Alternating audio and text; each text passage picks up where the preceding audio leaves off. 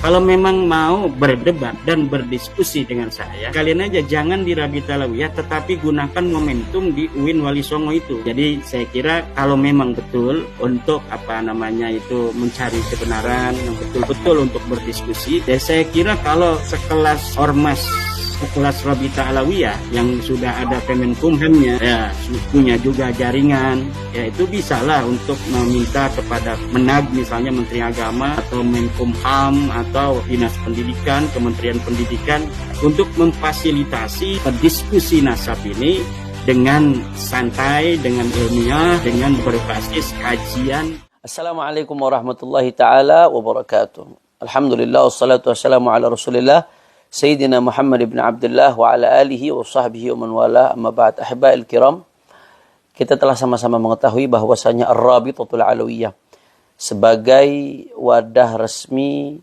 Sadah Al-Abi Alawi telah mengirimkan surat kepada saudara Imaduddin bin Sam'un,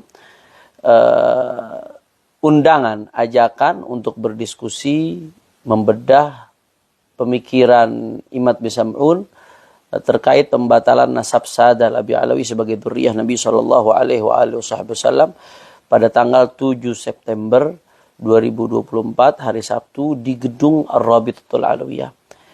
Undangan ini direspon oleh Imad dalam salah satu podcast, dalam salah satu video dengan berbagai alasan. Seperti biasa dia berusaha mengeles dan dia berusaha mengalihkan supaya diskusi ini dilakukan di UIN Wali Songo pada tanggal 10 September 2024. Begini saudara-saudaraku sekalian, yang pertama saya harus tegaskan sebagai salah satu tim peneliti yang akan terlibat dalam diskusi tersebut. Saya harus menegaskan yang pertama, kenapa di Rabitatul Alawiyah Imad bin Sam'un meneliti dan membatalkan nasab Sadah Al-Abi Alawi. Sedangkan lembaga resmi yang otoritatif di dalam pencatatan nasab Sadah Al-Abi Alawi adalah Ar-Rabitatul Alawiyah. Sehingga Ar-Rabitatul Alawiyah adalah lembaga dan tempat yang relevan terkait objek penelitian Imad. Harusnya kalau dia neliti nasab Alawi, ya datang dong ke lembaga pencatatan nasab Sadah Al-Abi Alawi. Inilah tempat diskusinya. Inilah tempat yang otoritatif. Inilah tempat yang relevan. Sehingga tempat ini sudah sangat tepat. Selama ini saudara Imad bin Sam'un kemana-mana keliling, berbicara di berbagai tempat dengan nada yang provokatif, yang dibungkus dengan bungkus ilmiah, tapi mengaku meneliti, bahkan sampai tahap mengambil kesimpulan membatalkan nasab Sadah Al-Abi Alawi, tapi tidak datang ke lembaga pencatatan resmi nasab Sadah Al-Abi Alawi yang memang dalam hal ini otoritatif, lembaga resmi. Jadi penelitian macam apa ini? Sehingga memang sudah sangat tepat kalau dialog ini, diskusi ini, Rabithah mengundang Imad bin Sam'un agar membahas masalah ini langsung di tempat yang terkait objek penelitian yang bersangkutan. Sehingga saya kira ini sudah sangat tepat dan sudah sangat relevan sehingga tidak ada alasan untuk menolak dan mengelak. Itu yang pertama. Kemudian yang kedua, terkait diskusi di kampus. Ya, kampus memang lembaga akademik, tapi bicara soal ilmiah ini relatif tergantung disiplin ilmu apa yang dibicarakan. Saya kasih analogi yang sederhana. ITB ini kampus besar di Indonesia yang luar biasa kontribusinya terhadap bangsa. Tapi kalau bicara penelitian syariah di ITB, ya nggak ilmiah dong, nggak relevan, bukan tempatnya. Itu analogi saja. Padahal ITB kampus besar. Begitu juga saya kira UIN Wali Songo, ini kampus luar biasa, Universitas Islam Negeri. Tapi ini yang kita bahas ilmu nasab. Objek penelitiannya tentang nasab. Nasab ini punya disiplin ilmu tersendiri yang disebut ilmu nasab. Apakah di situ ada prodi ilmu nasab? Apakah ada profesor ilmu nasab? Ada nasabah? Sehingga itu dikatakan relevan dan layak untuk menjadi gelanggang diskusi ilmiah terkait masalah ini.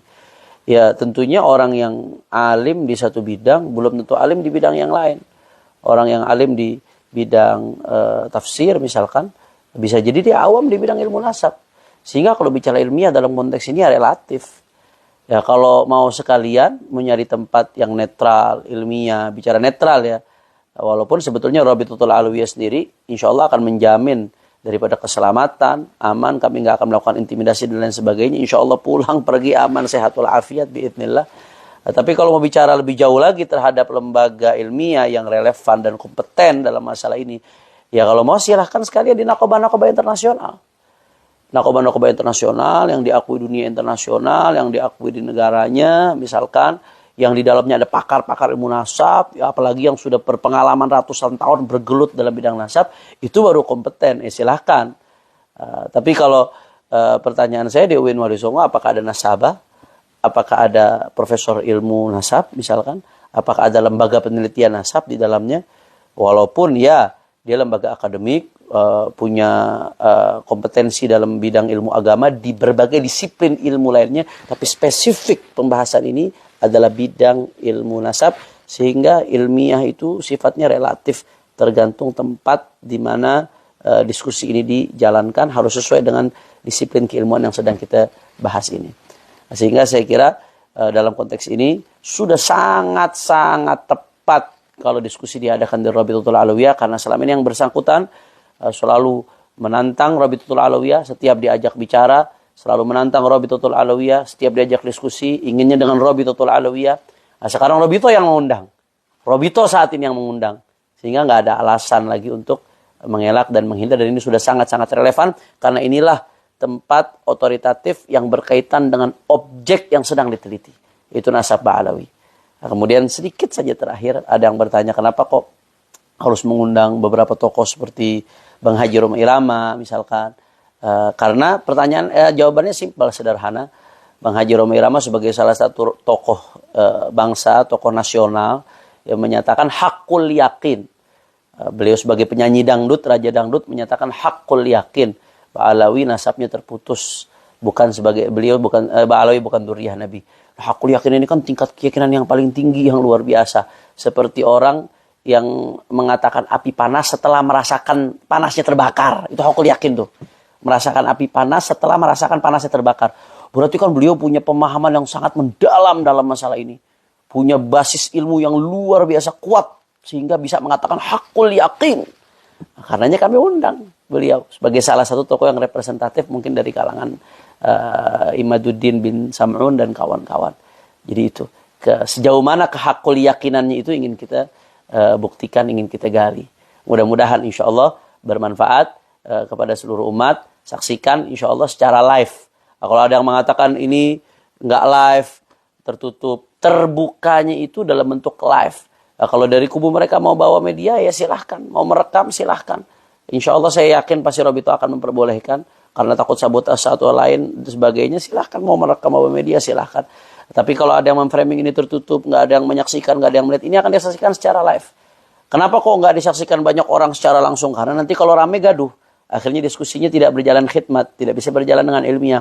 Nah, maka ini sebetulnya tertutup dari segi tidak boleh semua orang hadir, agar tempat itu kondusif, tidak gaduh, tidak ada ribut-ribut, tidak ada tepuk tangan, sorak-sorak dan lain sebagainya. Tapi di sisi lain terbuka karena akan disaksikan, disiarkan secara live. Nah, saya kira yang sedikit ini mudah-mudahan bermanfaat. Insya Allah mudah-mudahan Allah persatukan umat Islam di Indonesia ini dalam ketaatan kepada Allah Subhanahu wa Ta'ala. Dan mudah-mudahan Allah jauhkan bangsa ini dari mereka-mereka yang ingin memecah belah umat. Assalamualaikum warahmatullahi wabarakatuh.